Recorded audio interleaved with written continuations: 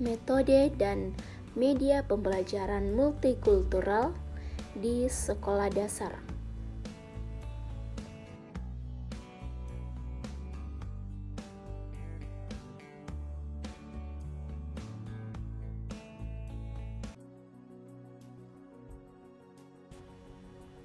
Yang pertama, metode pembelajaran.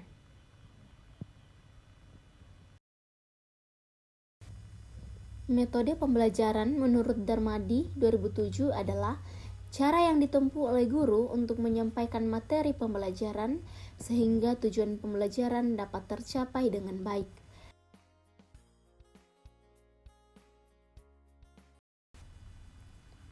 Metode pengayaan.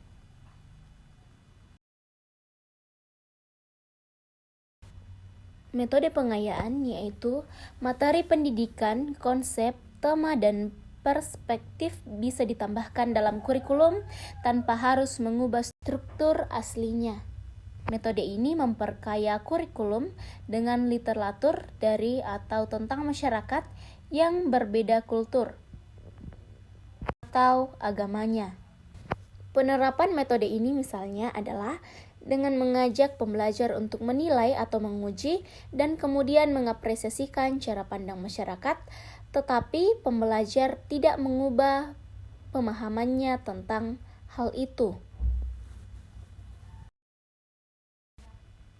Seperti tata cara atau ritual ibadah, pernikahan, dan lain sebagainya.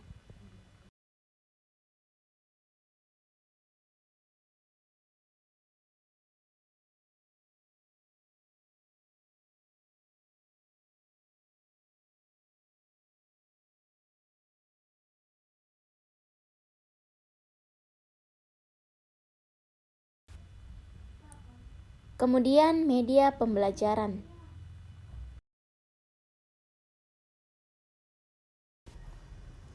Media pembelajaran adalah segala sesuatu yang digunakan dalam suatu proses belajar mengajar agar dapat mengimplementasikan pengajaran dan memfasilitasi siswa terhadap tujuan atau sasaran pembelajaran. Media audiovisual.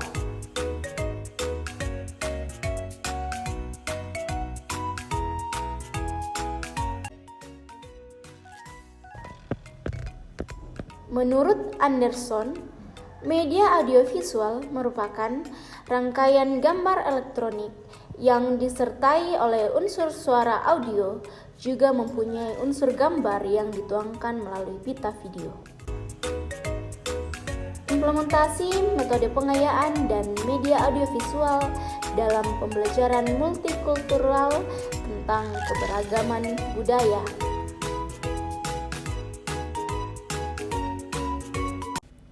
Halo adik-adik, sekarang kita akan mempelajari tentang keberagaman budaya di Indonesia.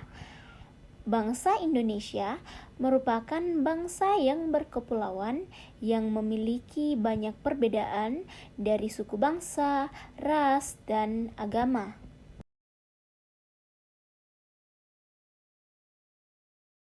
Negara Indonesia itu dikenal dengan negara yang beragam karena memiliki kekayaan dan keberagaman, yaitu mulai dari suku bangsa, ras, dan juga agama. Jadi, masyarakat Indonesia itu bersifat majemuk atau bisa dikatakan multi, yang artinya banyak. Nah, keberagaman yang pertama yaitu keberagaman ras.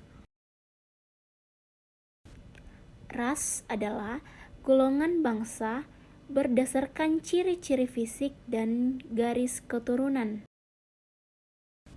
Beberapa ras di Indonesia terdiri dari Papua Melanesoid, ras Wedois, ras Malayan Mongoloid, dan ras Negroid.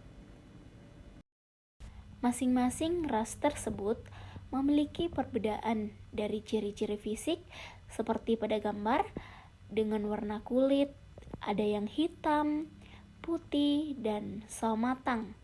Kemudian warna dan bentuk rambut, ada ikal, lurus, dan berombak. Bentuk muka, ukuran badan, bentuk badan, dan juga bentuk serta warna mata. Dengan adanya keragaman ras yang ada di Indonesia, tidak membuat kita terpecah belah, tetapi kita harus saling menghormati satu sama lain. Mau berteman dengan siapa saja dan tidak pilih-pilih saat berteman. Saling tolong-menolong karena setiap ras mempunyai ciri khasnya sendiri dan itu merupakan suatu keunikan. Nah, coba perhatikan gambar ini, di mana terdapat beberapa ras, tetapi saling menghargai dan berteman dengan baik tanpa memandang latar belakang rasnya masing-masing. Jadi anak-anak, semua juga harus saling menghargai dan berteman baik dengan siapa saja. Tidak boleh saling mengejek.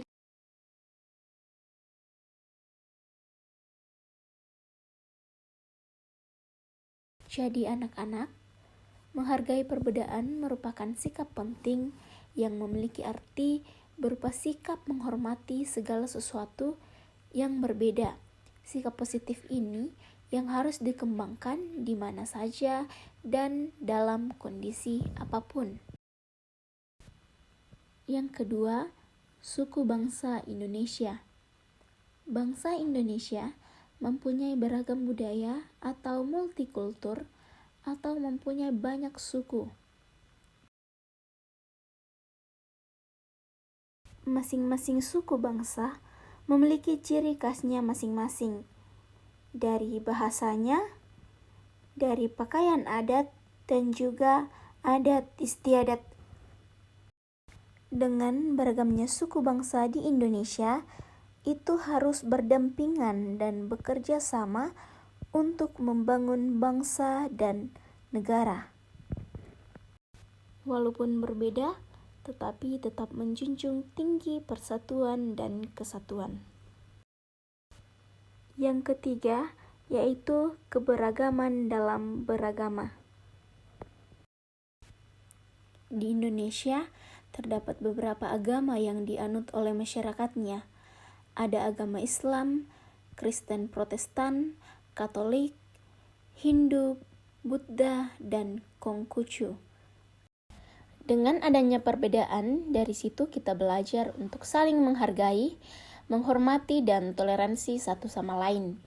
Adanya perbedaan tidak membuat kita terpecah belah, tetapi kita harus mempunyai semangat persatuan.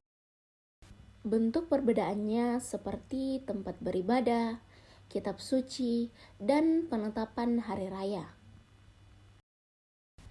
Kita perlu memahami perbedaan tersebut agar kita dapat memahami dan menghargai satu sama lain, yang disebut juga sebagai toleransi. Jadi anak-anak, kita harus berteman dengan siapa saja tanpa memandang agamanya dan juga kita harus menghargai perayaan agama lain. Contohnya, tidak mengganggu orang lain yang sedang beribadah agar kita semua dapat hidup rukun dan saling berdampingan. Nah, demikian tentang keragaman budaya di Indonesia.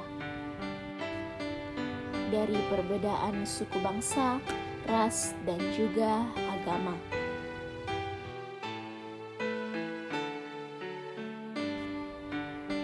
Dengan adanya perbedaan, kita perlu memahami perbedaan tersebut agar kita dapat memahami dan menghargai satu sama lain yang disebut juga sebagai toleransi. agar kita bisa hidup rukun dan damai sebagai bangsa Indonesia. Nah, demikian materi dari saya.